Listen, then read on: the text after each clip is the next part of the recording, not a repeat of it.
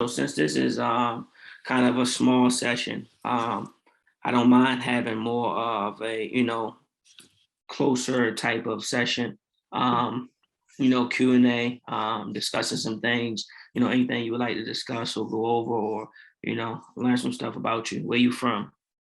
I am from Michigan. So I'm actually here in Maryland because I go to Hopkins, Mhm. but I'm originally from Michigan. Awesome, awesome, awesome. What do you do for a living?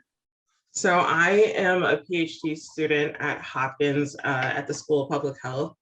So right now I'm just trying to get through my dissertation and graduate.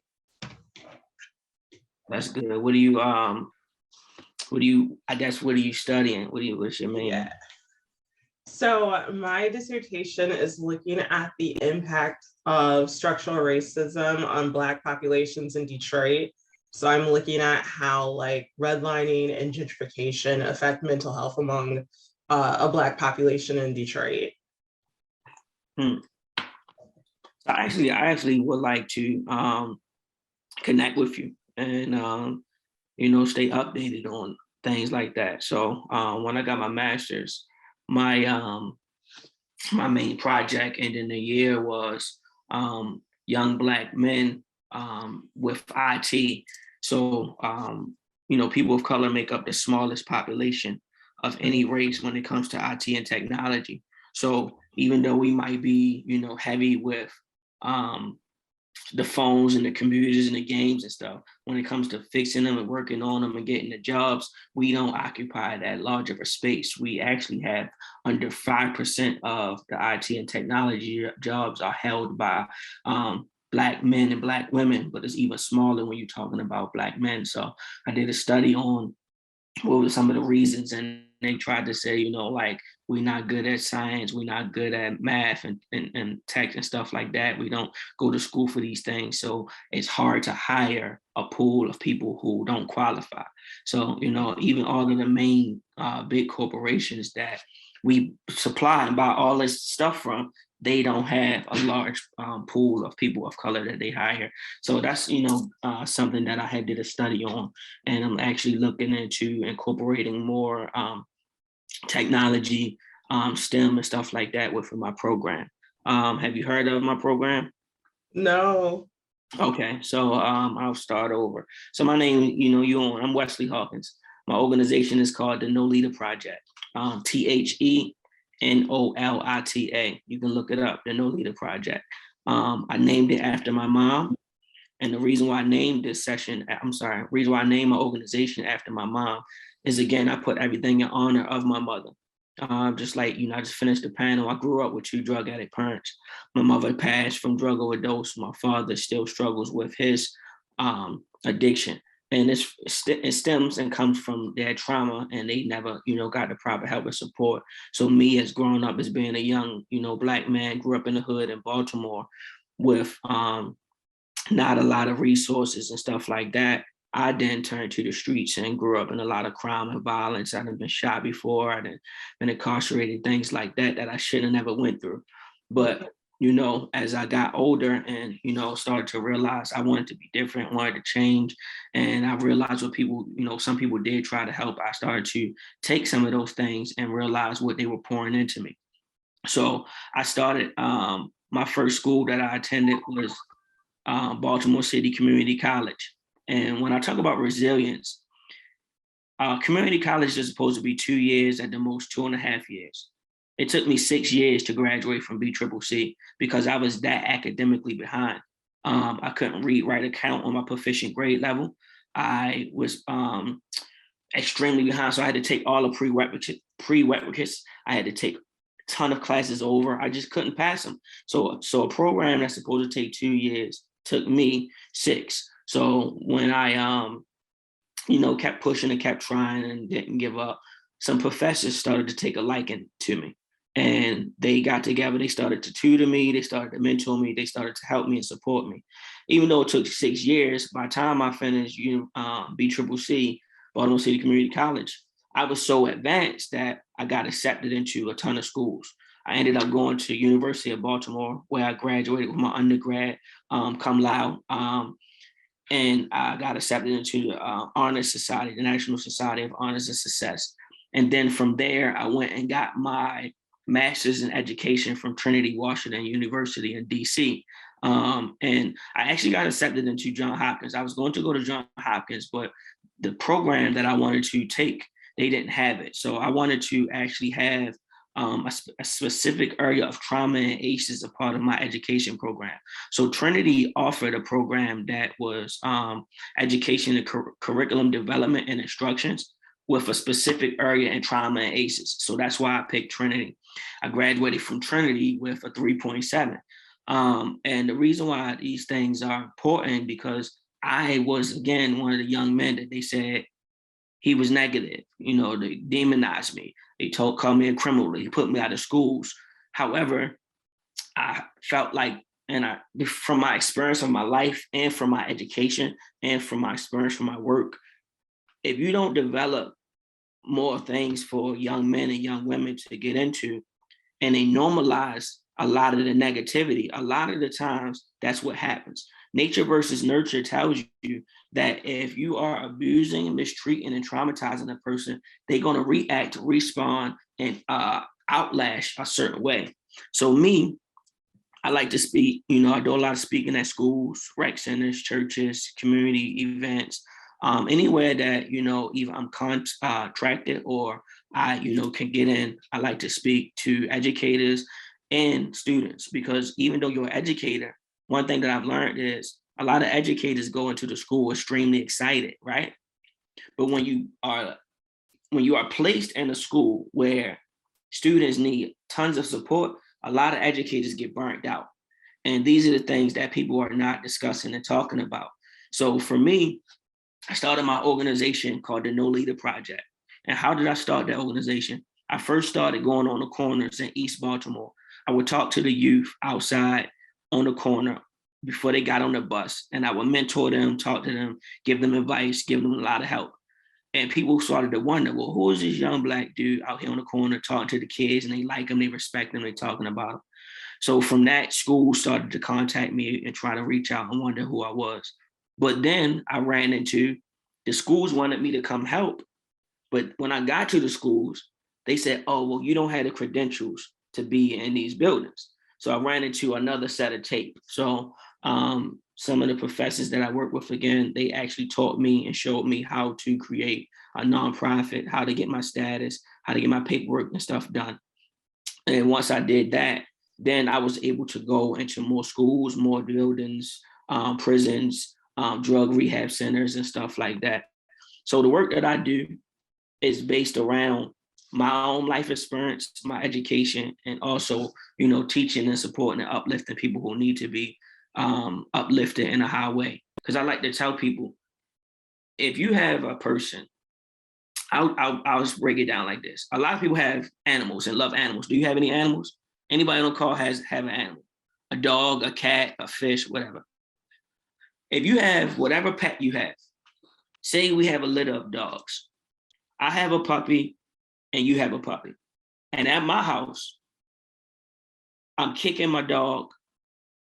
I'm keeping them in the dark. I'm not feeding them. I don't rub them. I don't give them no love. I mistreat them. I'm yelling at them. I just treat them awful. That puppy, that dog is going to grow up to be one or two things. Either very aggressive, lashing out, attacking, and trying to harm someone because of how it's been treated, or two, the wimpy dog that when you come around, it cries and wimps and go in the corner.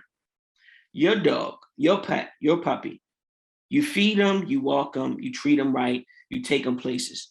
He knows the community. That dog is going to be one or two things. The dog that everybody in the community loves and say, oh my God, it's so beautiful. Can I touch it? And it don't bite and harm you. Or the one that's going to be protecting the house.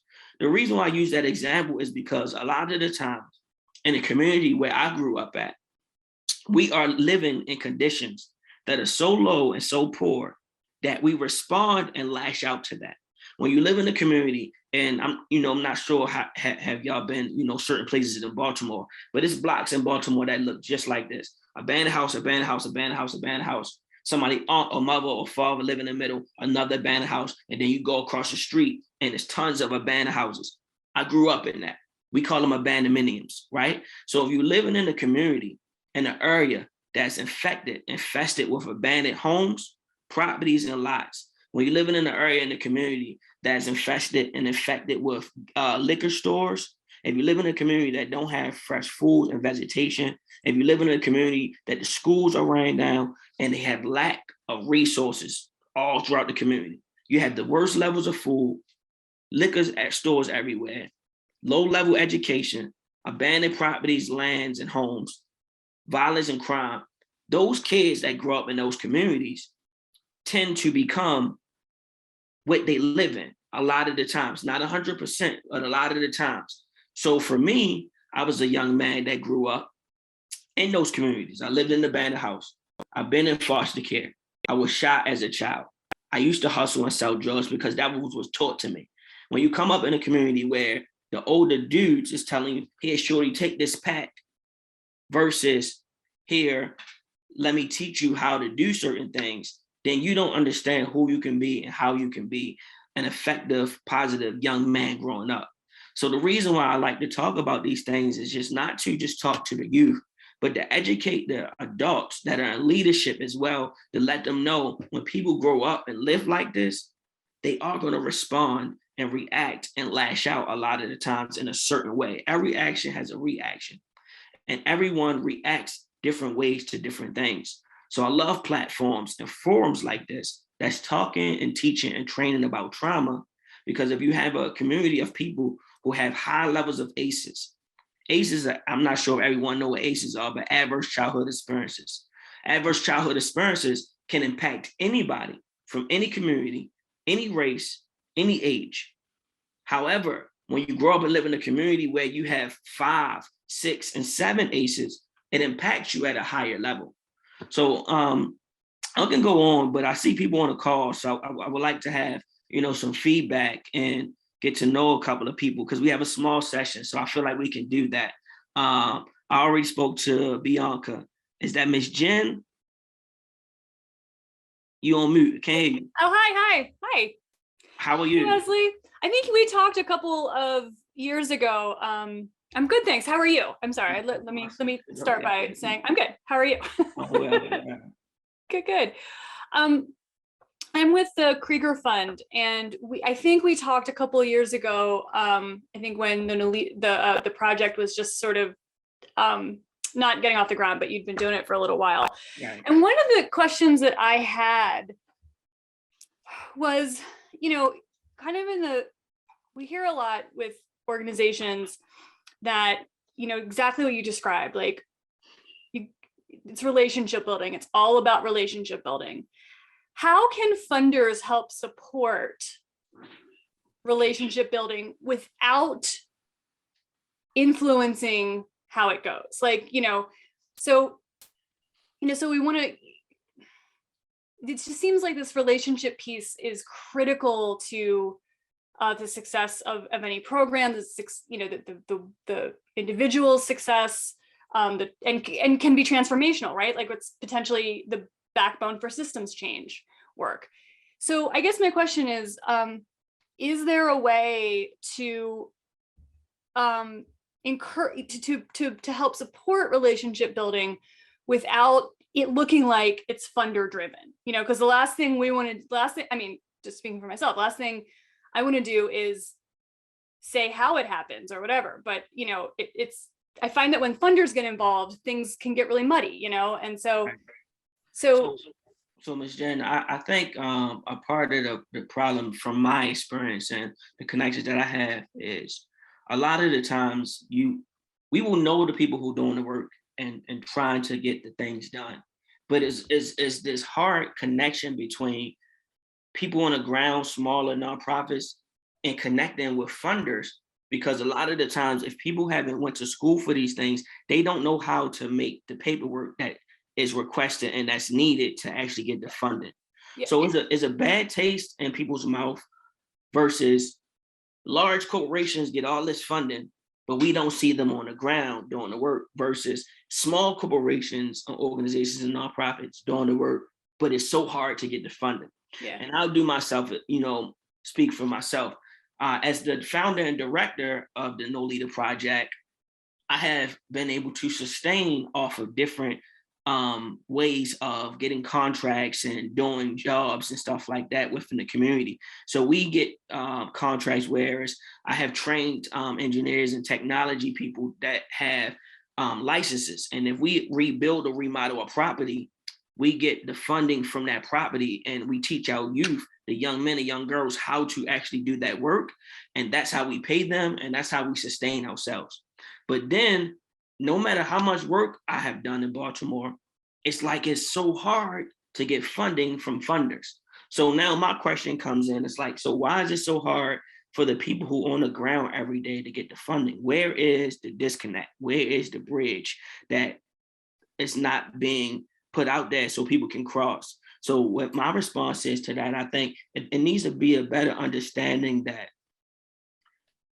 grant writing and formulating the proper paperwork is not something that people just automatically know, right? Mm-hmm. So it seems like the large funders, medium funders, small funders, whatever, they expect this like well put together grant writing, paperwork writing, database driven, and it's like it's almost a taught type thing that average people don't know. You know what I'm saying? So I think is a disconnect there, in my opinion. But as far as networking, sometimes you just gotta, connect and see who's actually doing the work, and then get out there with them and see what they're doing, and then just see how you can help. Because I am an open book. Anybody that's trying to help support what the No Leader Project is doing, what I'm doing in the community, if any questions you have, I'll answer, right? And I'm willing to come to your office, your meeting, wherever. But again, it then comes the thing of, why does someone like me or Uncle T's or other people that I can speak on in Baltimore that's doing the work, that's known in the community, that have to fight for funding? And it's not that easy. So I think we need to work more on that. How do we actually get people to that bridge? Is it some type of incubator or some type of network that we can start as funders, collaborate more with the grassroots organizations? Because if you talk to and speak to the grassroots organizations here in Baltimore, honestly, a lot of them are upset because they feel like the funders are overlooking them because they don't have the paperwork, what we say, in the proper forum. Mm-hmm. So it's like when you run around trying to find this highly qualified and established grant writer, grassroots, organizations don't be having those things just readily at hand. So now it's hard to get funded. But, I just feel like we all can network better, to answer your question. The funders versus the grassroots people, we can all network better, in my opinion. Hey, can I add to that though? Go ahead, cool. First of all, good morning, everyone. I would also say that most funders, when they are looking for grant writers and looking for projects and stuff like that, the fact that grassroots organizations doesn't have the base of like funding, like big sources of funding in our background. So let's just say you're looking for a program that has $100,000 connected to their organization to make up whatever it is they need to do, right? We don't have that type of resource or that type of funding backing us unless we have like someone that's a fiscal sponsor for us. So let's just say, for me, we use Fusion as our fiscal sponsor who can give us money ahead of time while they wait for the grant funding to come through.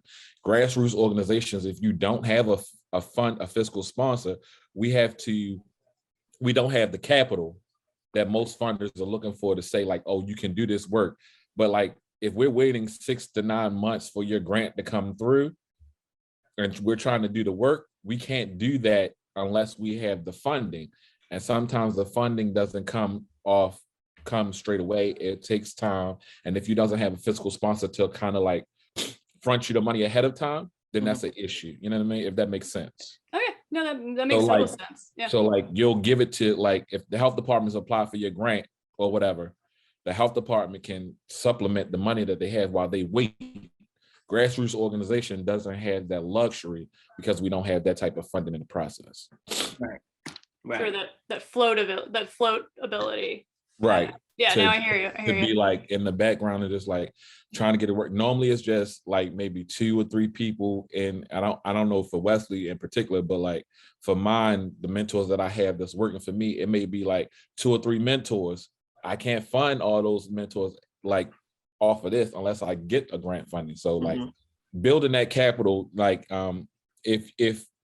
if the process, if you're trying to find more people or more grassroots organizations to build those relationships, there has to be a lot of trust in there as well. All organizations ain't trying to get over. Let me just be clear.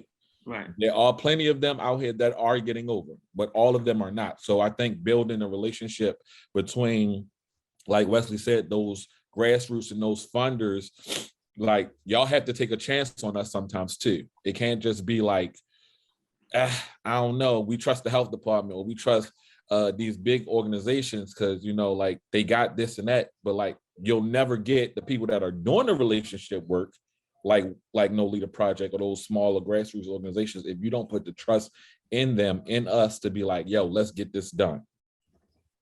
And I'll piggyback on that really quick before we move to the next point.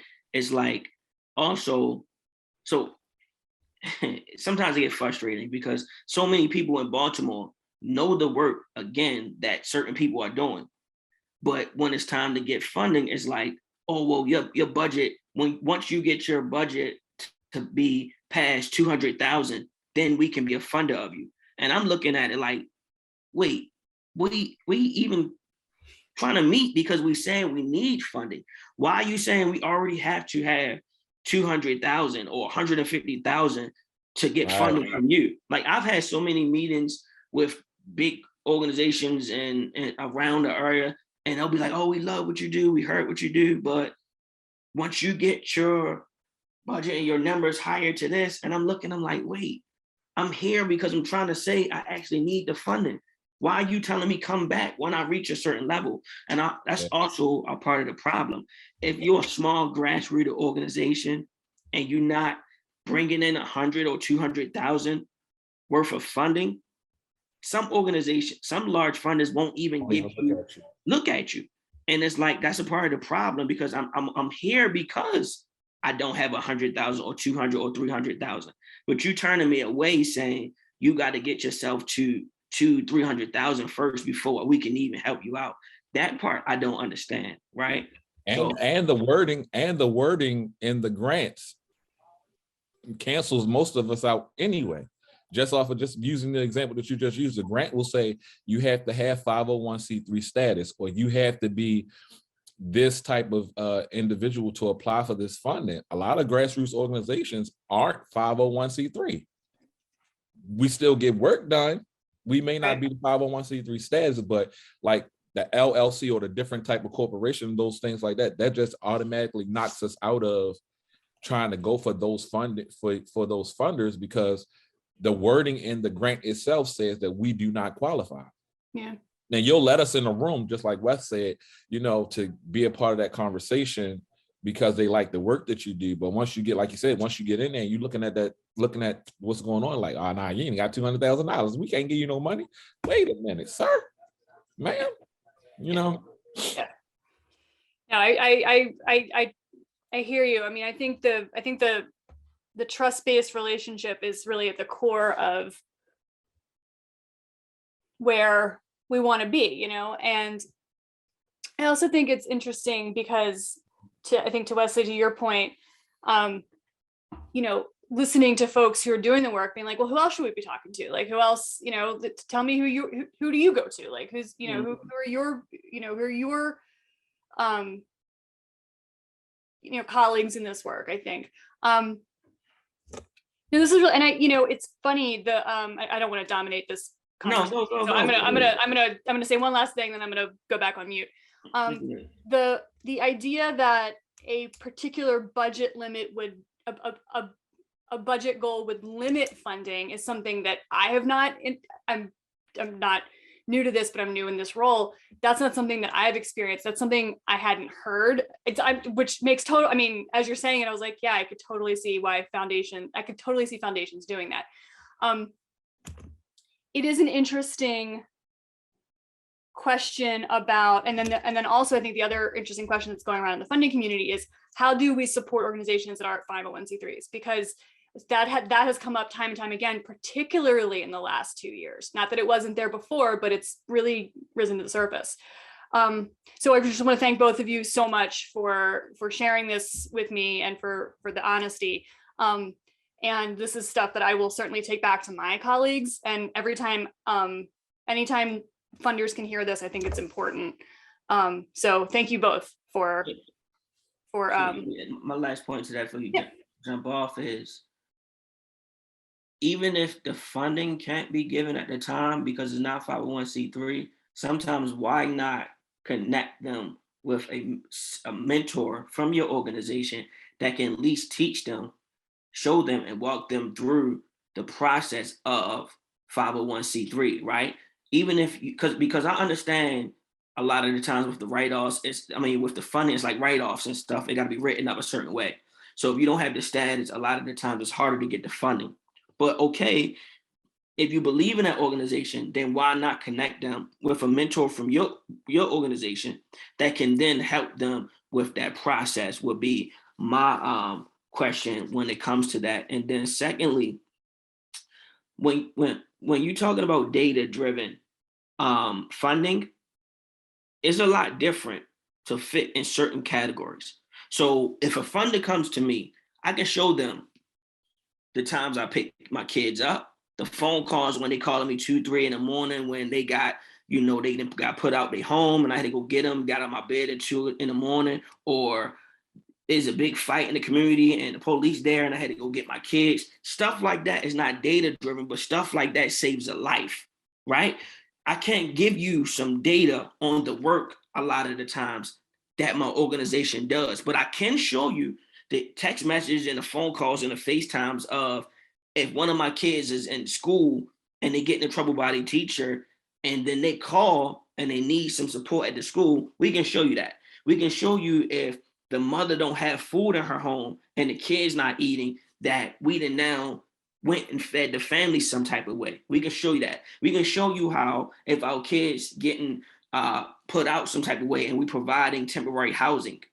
So my point is, some of the times when you got data-driven funding, it's also harder to fit for organizations such as mine, because my organization works really hard to save a child's life and get them to tomorrow, right? So it's almost the same way as when you want a child to go to school.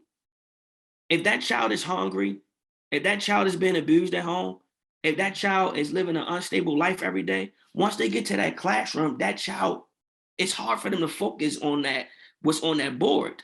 So what we do is more of a holistic approach of helping that child get to the next day and live and survive till tomorrow, and then the next week and the next week. How do I fit that in data? I don't know, right? And that's one of the conversations that I have had with large funders as well, because I'm saying, listen, I'm saving lives every single day.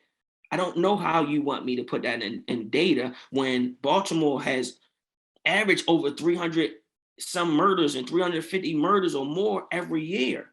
So if we impacting that type of lifestyle or that type of balance, then how do we put that on paper to meet y'all quotas to even begin to get the funding, right? So, I think this can be a deep question and a deep session. We need to, have another side conversation about this. But Jen, can you, I don't know, can you email me? I'm gonna put my email in here so we can, have another conversation as well.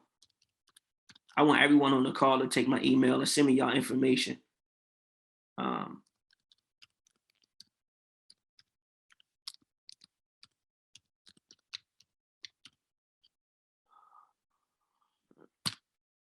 That's my email.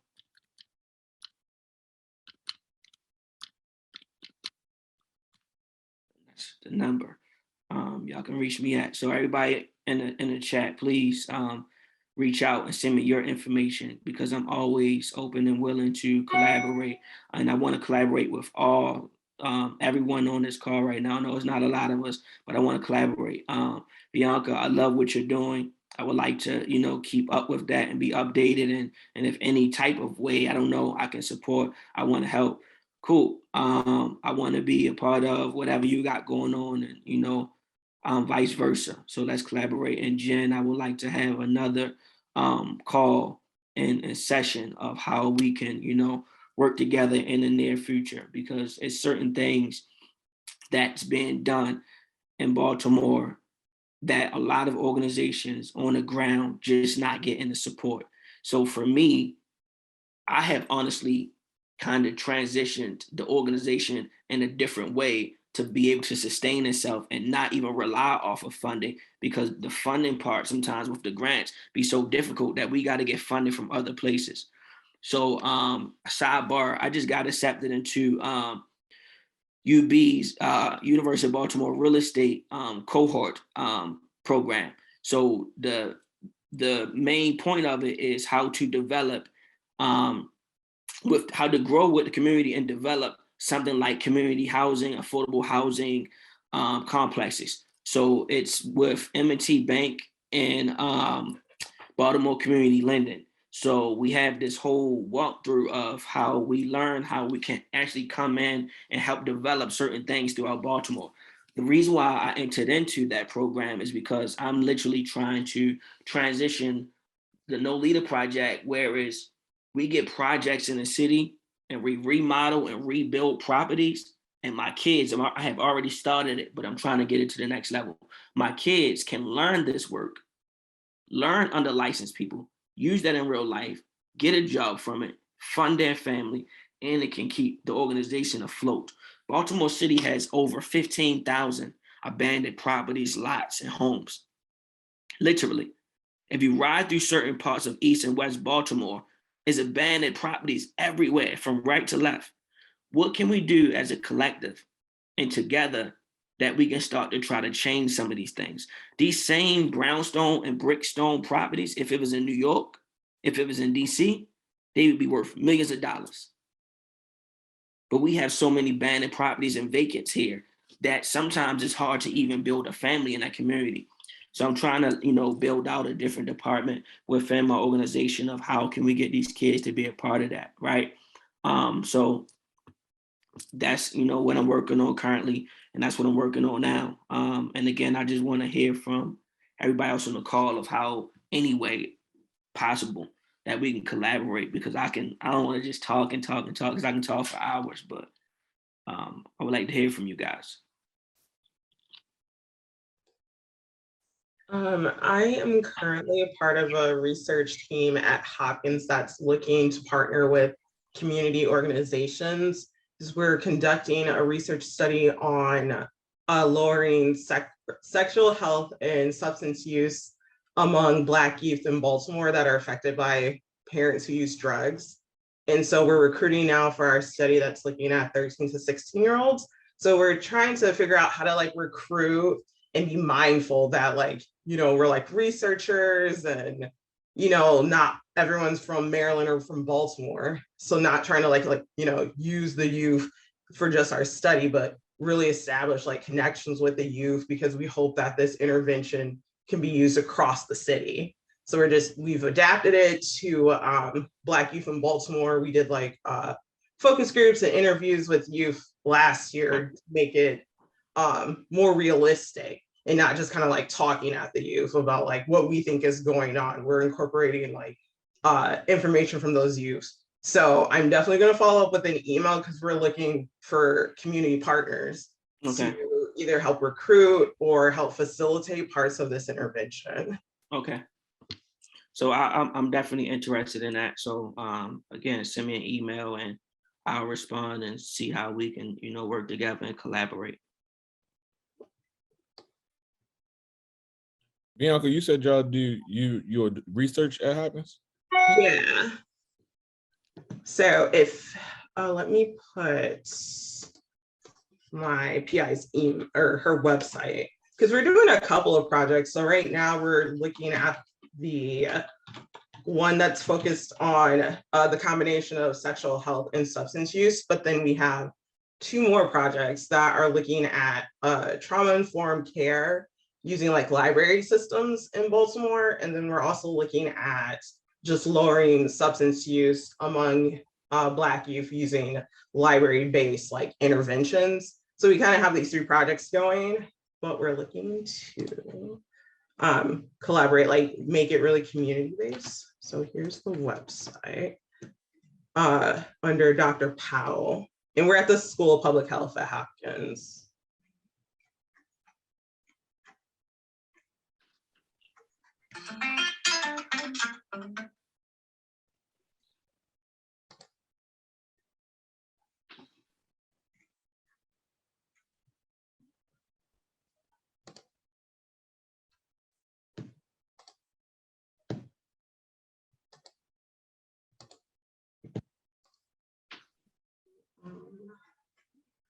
So in that connection that you're doing with at Hopkins, I don't know necessarily where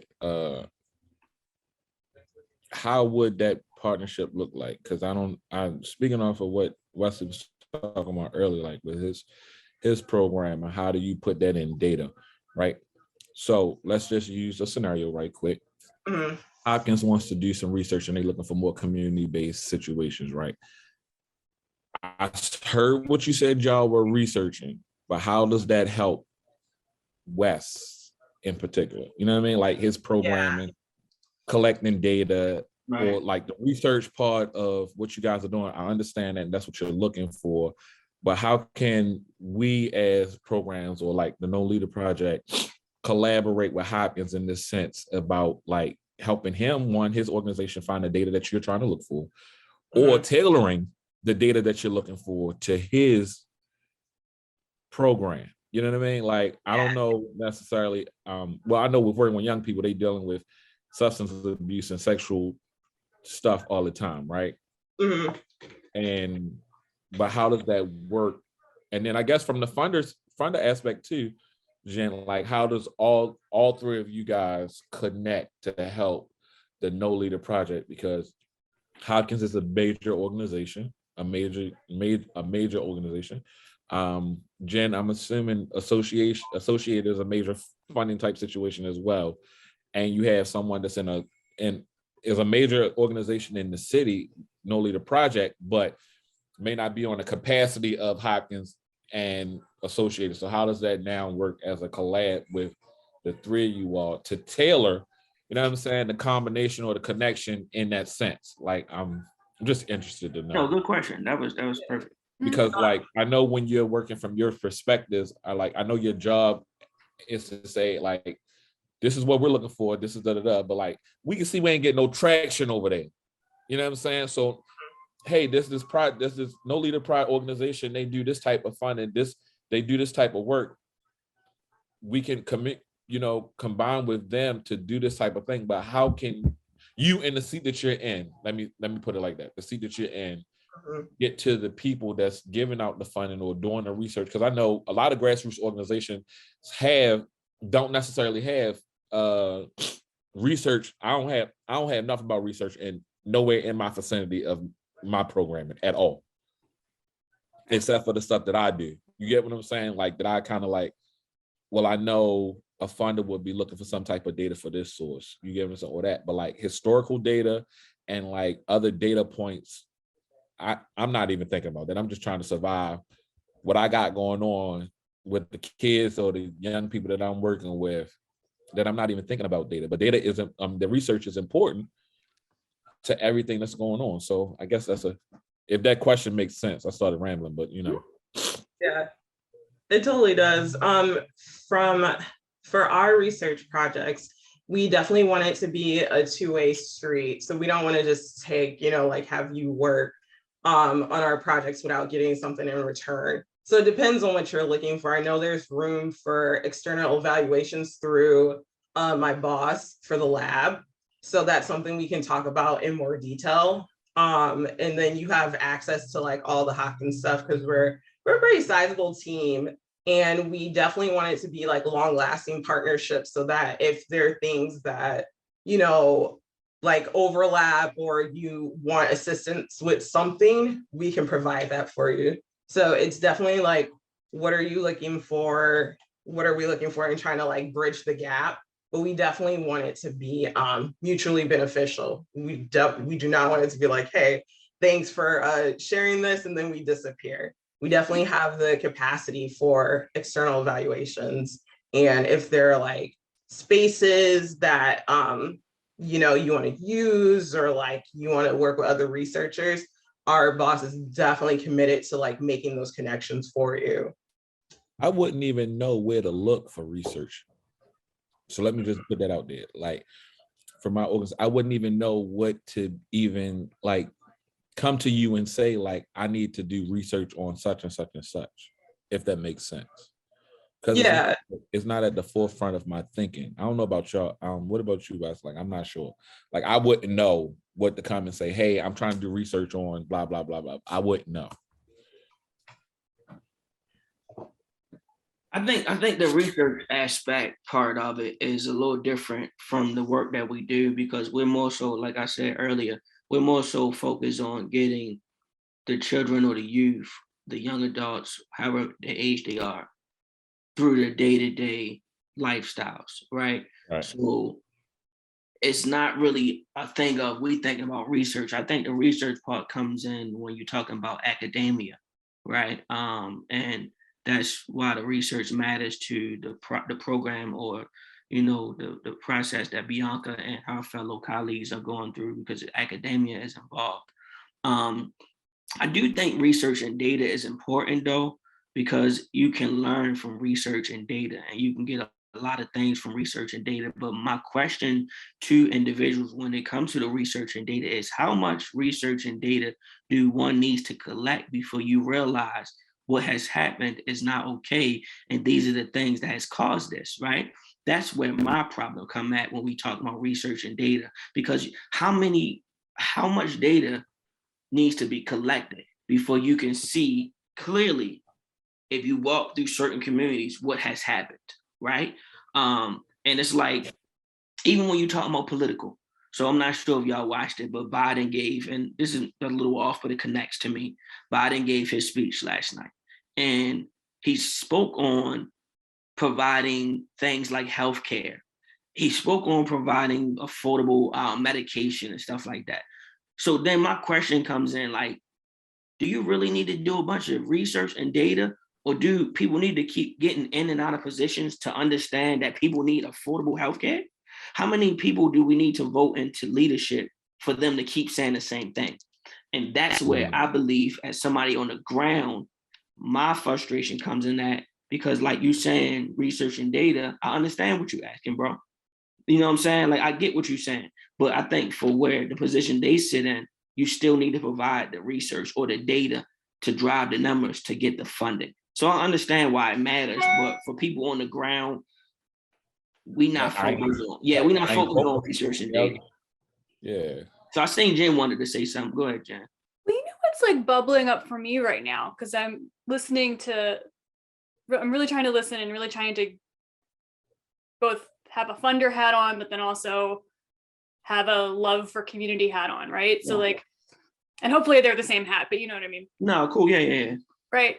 I wonder if what we need to think about is how research, community-facing organizations, and funders can work together so that when Hopkins or University of Maryland or whoever says, hey, look, you know, we want to hear from folks who are, you know, who are impacted by whatever policy or concept or whatever we're trying to get data on. We need the community facing organizations to be our liaison. You're the trusted person in that space. Right. But what we are also willing to give in return is hours at our grant writing lab, or time with our marketing department at Johns Hopkins or University of Maryland or whoever, so that, and time with a funder, so that we can make, so that the the result is not just what Hopkins needs and not just what the Krieger Fund needs, but thankfully it's what, you know, Seeds of Promise needs, or it's what Nolita Project needs. So I wonder if there is room for or space for those three sort of those three, like, you know, what's the stupid metaphor I'm looking for? The three like legs of the stool, right? So each one benefiting the next. Right. You know, one of the things, so when we've sent out a bunch of you know, calls for, hey, someone's looking for a research project or whatever. And one of the pieces of feedback we got was, you know, look, research comes to the community all the time and says, hey, we need you to weigh in on this because you're the impacted community, right? And either there's, you know, what's the immediate benefit? And I wonder if, you know, what the immediate benefit can be is the strengthening of the grassroots organizations that we're going to every time, you know, that are the go-to community liaisons. That's a really long way to say, I think it would be interesting to explore this as a further conversation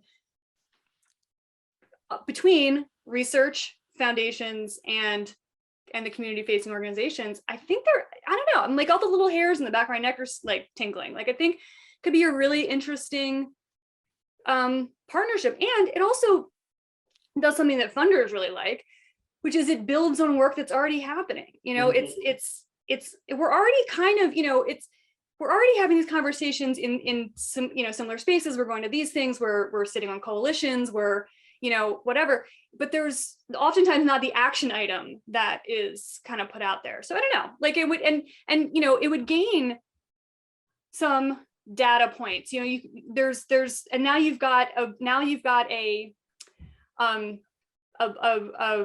champion in, you know, Bianca's department at Hopkins, right? So they're constantly talking about what Seeds of Promise, what Nolita Project's doing. So I don't know, like I feel like there's could be an opportunity for like and I'm not saying all this has to sit with research, because I think it's across the board. Everyone needs to come to the table. Right. But if the Research Institute would be willing to say, look, because, you know, Nolita Project or Seeds of Promise are helping us out, we're gonna have you sit down with our marketing department and think about how to frame this, or here's 12 hours with our grant writing team, you know what I mean? Like, and I'm not saying it has to be exactly, that feels very like transactional. That's a win for everybody that's involved, right? That's what I'm saying. Yeah. And that's a collaboration between every last one of, that's the funder, the grassroots, and the research, to help build. You guys are established in your own rights, right? But then when you talk about collaborating, pushing the grassroots organization, if Nolita Project is the one that's helping you with the research or helping you doing with this particular project, Nolita should then come out of this situation or this collaboration as a standing operating company that is able to do this work, and his business should be able to project further. Yes, with the help of the research and the help of the funder, but oftentimes the funders, right, are the ones that's winning. The researchers are the one that's winning. Nolita done came and gave, you know, their children, gave their access to everything that he has going on, in spite of the trauma, right? Because dealing with funders and researchers, that's a traumatic experience in itself, right? Let's just leave that there, right? So at the end of that, Nolita should come out with a better, should be boosted on a whole nother level, but not the other people, Nolita. Yeah. If that makes sense. Because a lot of times the funders and other programs, they go and they are the people that ends up with all the amazing work. Oh, look, John Hopkins did this, or John Hopkins did that, or but up under John Hopkins, all them smaller organizations that did all that work, and I'm not no shots at John Hopkins, but you know, just like that's what we talking about right now. But I do see how it can work though, bro, because yeah, you know what I'm saying? If it's a collaborative effort, then one can help the other. And I can give an example. Like I know Miss Joni personally, and I've been knowing the work that Miss Joni has been doing in Baltimore for years. And me and Miss Joni have collaborated for a very long time, for years. But I also see, because of her collaboration with larger firms, Miss Joni profile went from being a certain level to up here. Right. So I do see how it can work, but I think it got to make sense. And I feel like this conversation is like this because so many people have a bad taste in their mouth for what has been done. And a lot of community people have been exploited. So we're not trying to be hard on Johns Hopkins, right? We just being honest and being clear. If you're somebody from the community in certain communities and you have been on the ground, in all honesty, a lot of people are upset about what has happened. And regardless of how it happened, a lot of certain things have been pushed on. Johns Hopkins did this and didn't do anything for the community, right? But I'm just telling y'all, being honest, if you on the ground with the people, it's like a rough taste in certain people's mouth when it comes to Johns Hopkins in Baltimore City. A lot of people feel like Johns Hopkins is over. And that's why I made that statement that like it's not saying John Hopkins hasn't done amazing work, but since that's who we just referring to at this moment, they have done amazing work for this city, right? But John Hopkins hasn't done it alone. And a lot of the smaller organizations that we're referring to that you know was like, all right, let's go give it a shot. Let's do this. And Joan and Heart Smiles by far has been one of the best situations that I've seen that John Hopkins has been a part of. Yeah, me too. It was not about John Hopkins. It was about Heart Smiles. And then they asked Heart Smiles, how did they do it? And the positive reaction or positive note that Joni has put out there said, Bloomberg has been my partner in this. It wasn't the other way around. It was like Heart Smiles is this, that, and that. And it was because of Bloomberg believing in us and giving us this opportunity.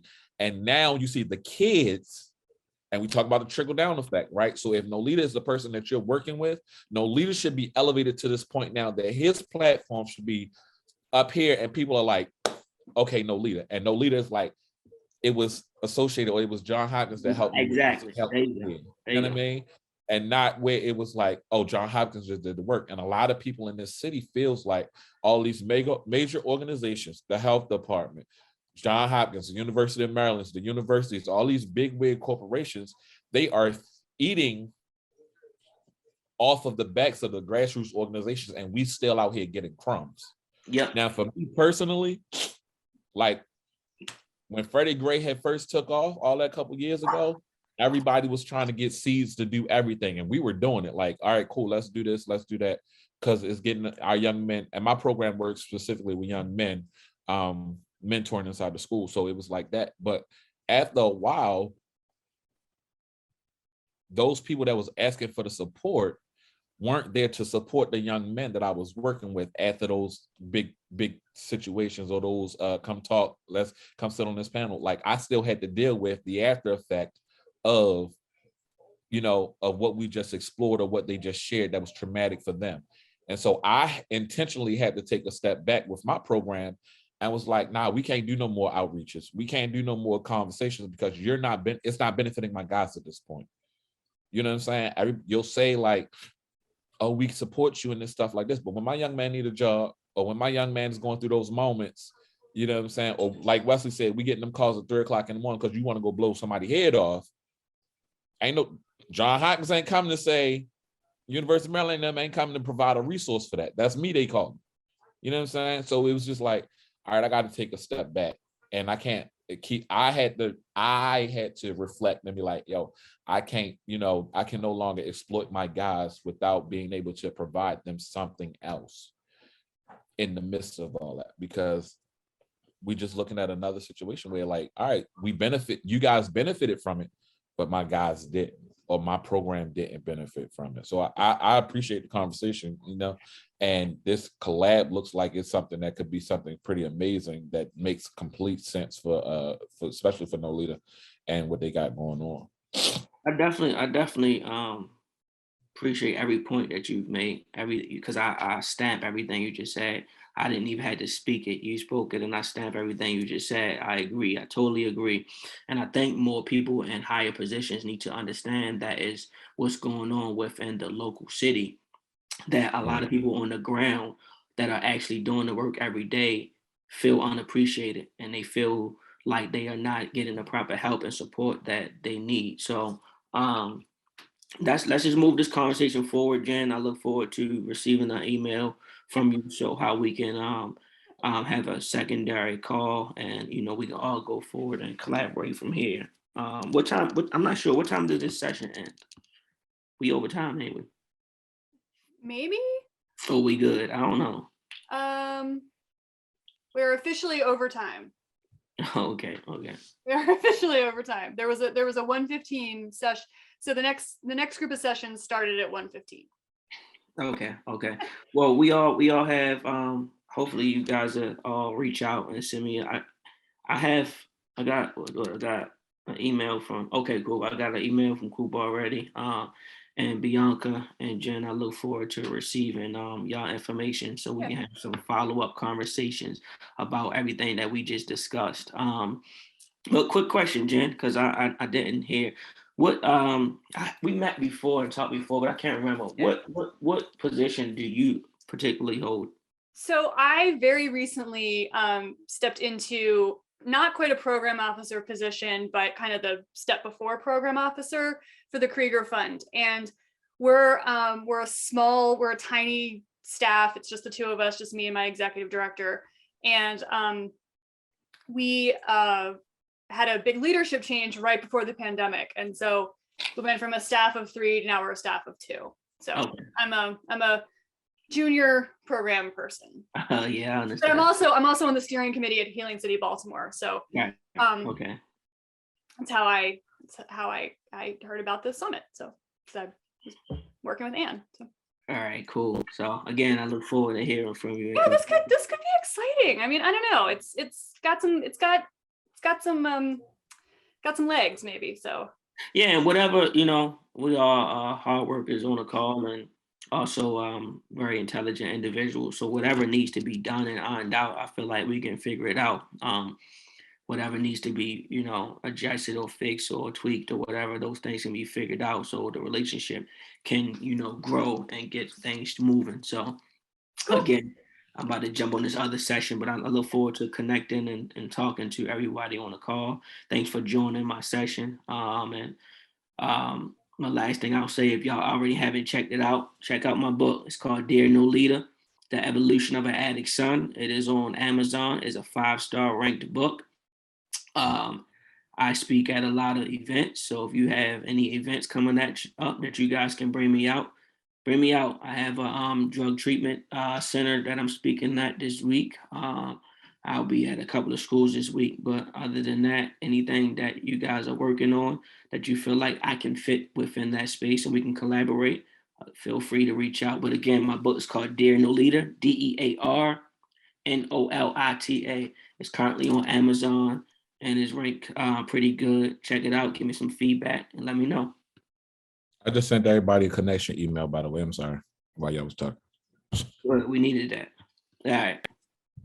All right, nice to meet y'all. Y'all have a great one. Everybody, see y'all later. Thank you so much. Thanks for this conversation. It was great. And thank you, Bianca.